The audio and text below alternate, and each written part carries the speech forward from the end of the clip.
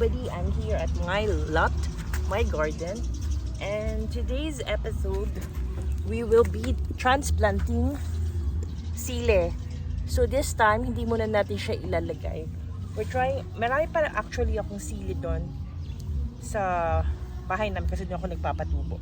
So today is we're gonna be transplanting my sile to this pots muna. Kasi hindi daw sila kailangan ng full sun. So kapag nilagay ko sila dito sa open field, baka sila mamatay agad. So for now, ta-transplant muna natin sila dito sa mga maliliit na pot na to. And then, we're gonna place them under a shaded area para maging stronger sila, no? So for now, dito muna sila sa aking paso. So I'm trying to fill one here now.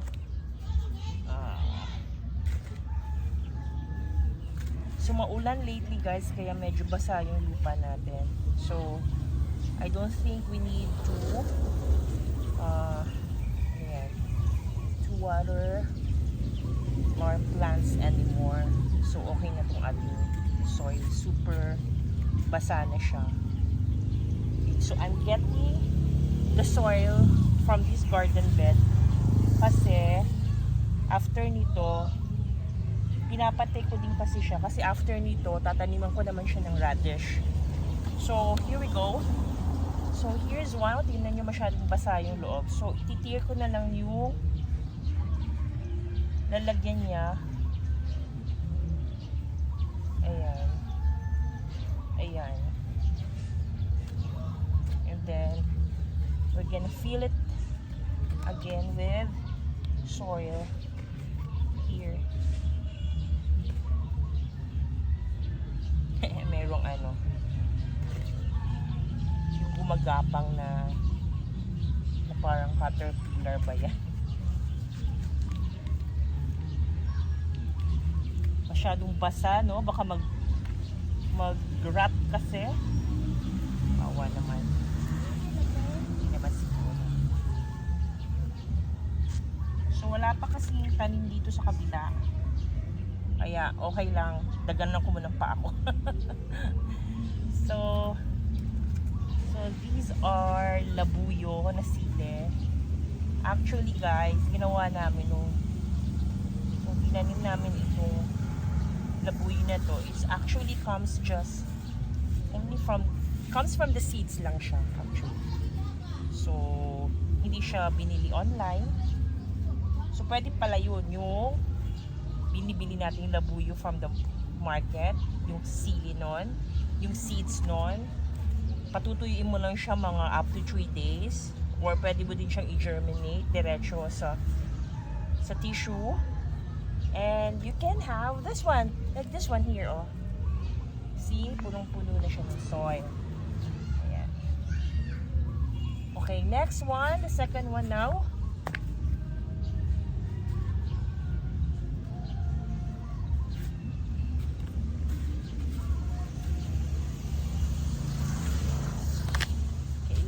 Buhaghag yung ating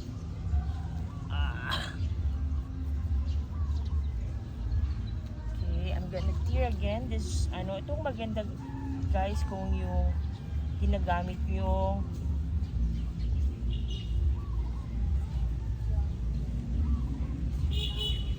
pagsuso ay disposable, so you can easily throw it away just like that.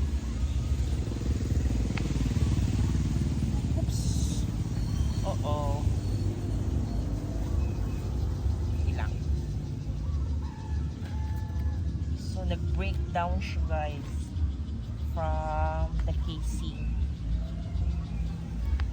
Kailangan dahan-dahan natin at baka mabali natin yung soil. Baka mabali ang plants. Sayang naman.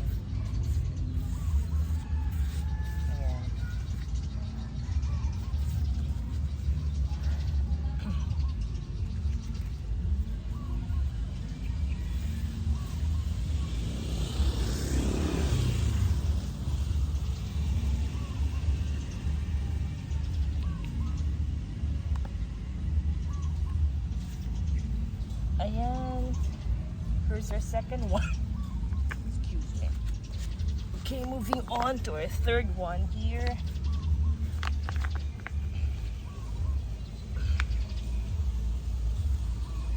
So I'm tearing up again the cup. Grabe, sobrang moist ng cup po.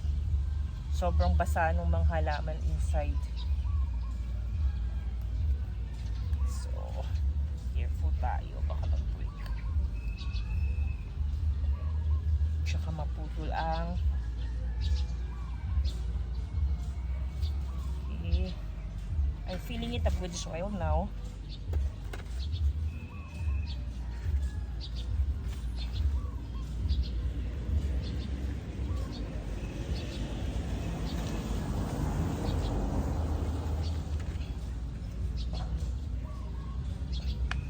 Sana actually hindi ako masyado na ano yan yung natutubuan ng sili. Parang weakness ko ang sili, guys. Kasi hindi ako sili lover. May connection ba yun? So this is actually a third attempt na ng pagtatanim ng sili.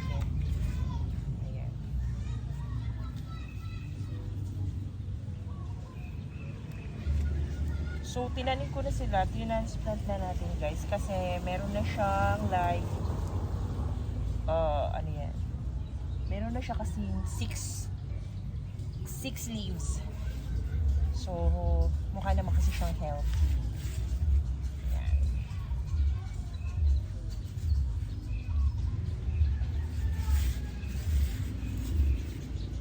Okay. So, I need to have one more guys, kasi parang namamatay yung sili doon. Walang ako nilalagyan ko.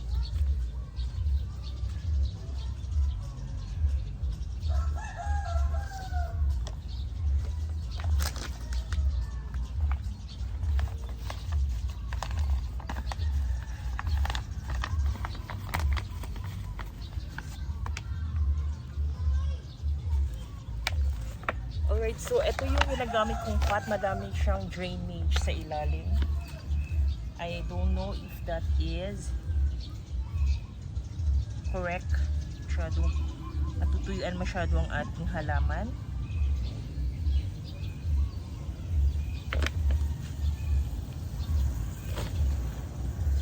So, I'm practically flattening up this garden bed kasi tatanim tayo ng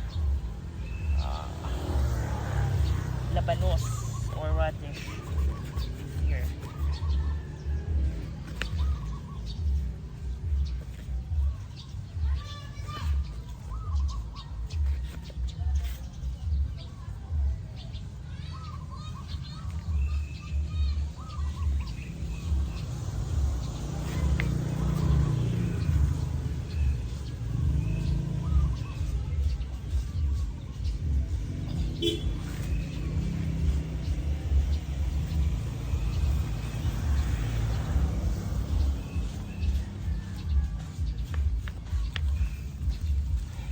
So I'm just getting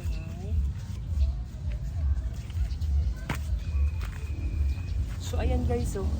Ang pangit ng tubo kasi madami sila sa isang cup. So time for them to be transplanted. So dahan-dahanin natin or else baka sila masira.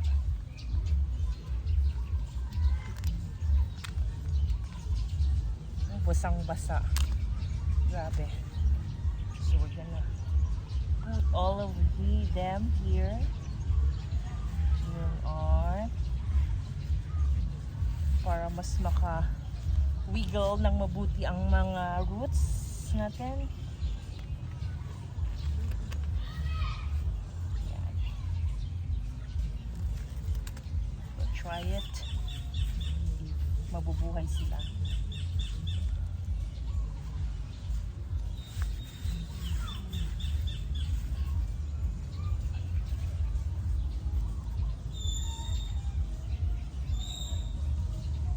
Need and 6 to 8 hours of sun lang naman.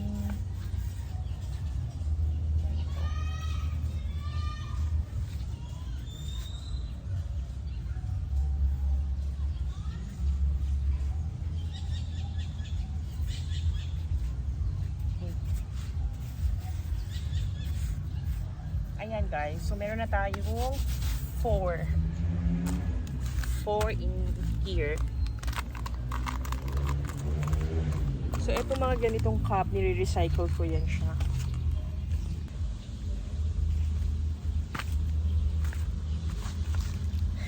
And then next guys, gagawin ko, I have here an eggshell. Lalagyan natin siya ng eggshell. Kasi sige, mas gusto nila ang calcium.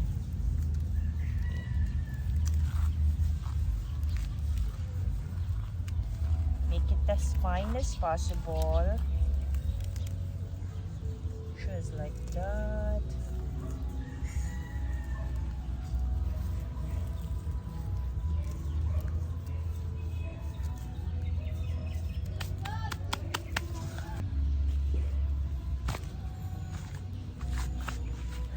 Alright, so I just put on some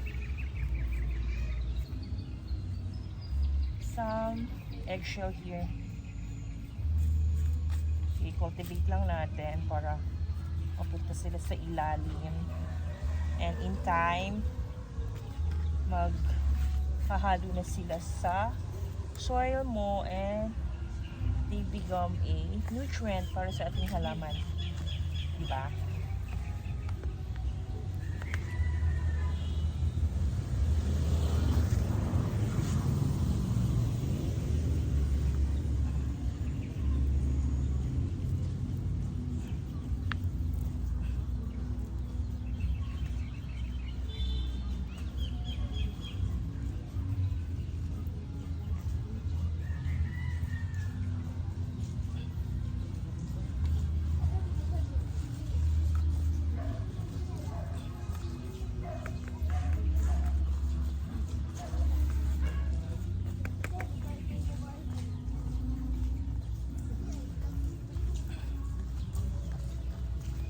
Alright, here's our sile right now.